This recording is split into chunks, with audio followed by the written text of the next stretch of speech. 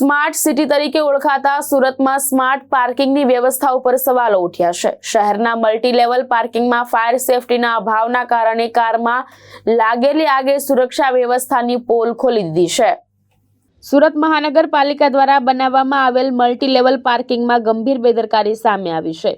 આ પાર્કિંગમાં રોજ લાખોની આવક થતી હોવા છતાં ફાયર સેફટીની સુવિધાનો અભાવ હોવાનો આક્ષેપ સામે આવ્યો છે। 4 માળના આ પાર્કિંગમાં 400 થી વધુ વાહનો પાર્ક થવાની ક્ષમતા છે, જ્યારે 4 વ્હીલરથી લઈને રિક્ષા અને મોટા વાહનો સુધી પાર્ક થાય છે। માત્ર પાર્કિંગ જ નહીં, પરંતુ અહીં ગેરકાયદેસર રીતે કાપડનો જથ્થો પણ સંગ્રહ કરવામાં આવતો હોવાનો ખુલાસો થયો છે, જે આગના જોખમને વધુ ગંભીર બનાવે છે। આ દરમિયાન એક એક્સયુવી કારમાં અચાનક આગ લાગી હતી, જેમાં કાર સંપૂર્ણપણે બળીને ખાખ થઈ ગઈ છે, જ્યારે નજીક પાર્ક કરેલી 2 અન્ય ગાડીઓને પણ નુકસાન પહોંચ્યું હતું। સદનસીબે મોટી દુર્ઘટના ટળી હતી, નહીં તો આસપાસ પાર્ક કરેલી 10 થી વધુ ગાડીઓ આગની ચપેટમાં આવી શકી હોત।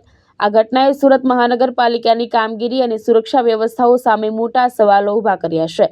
લાખોની આવક કરતી આ પાર્કિંગમાં સુરક્ષાનો અભાવ કેમ, અને આ ઘટનાનો જવાબદાર કોણ, તે પ્રશ્નો હવે લોકો ઉઠાવી રહ્યા છે। ભાવેશ ઉપાધ્યાય, દ્રષ્ટિકોણ ન્યૂઝ, સુરત।